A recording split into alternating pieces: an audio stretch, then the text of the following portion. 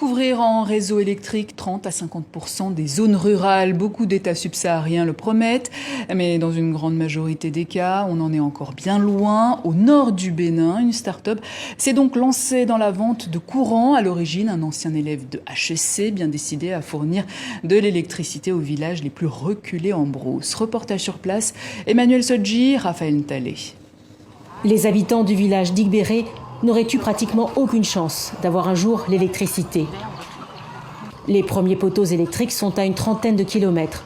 Le raccordement est très peu rentable pour l'État, en zone rurale. Mais depuis qu'une start-up a installé une centrale et un réseau électrique, ce sont 150 familles et des entreprises qui paient pour avoir du courant.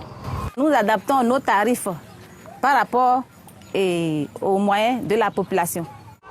Pour les habitants, cette énergie revient 2 fois moins cher que d'acheter des piles électriques pour les torches, des bougies ou de l'essence pour un petit groupe. Grâce à ce nouveau réseau électrique, cette commerçante a pu étendre ses activités aux produits congelés. Son chiffre d'affaires a doublé. Moi, sans la lumière avant, je n'allais pas de frigo. Donc pas de frigo, je n'ai rien. Avec la lumière, je reste ici jusqu'à 23h. J'ai acheté mes 3 frigos. C'est parti pour minuit. 5 heures de courant de 19h à minuit, cela facilite les soins d'urgence de nuit. Sans la lumière, là, vous pouvez faire le reste. Tout pour soigner un patient, là, c'est difficile. La jeune start-up doit encore faire face à un autre handicap, la faiblesse du réseau GSM.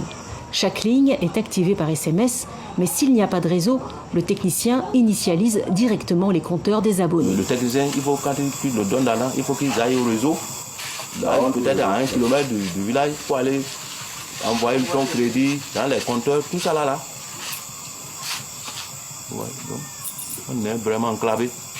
L'éclairage a fait grossir les rangs des écoliers à l'étude et les résultats scolaires des enfants se seraient améliorés.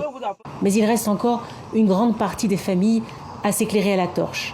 Il faudrait l'équivalent de 150 000 € pour que la start-up sorte définitivement tout le village et ses alentours du monde des ténèbres.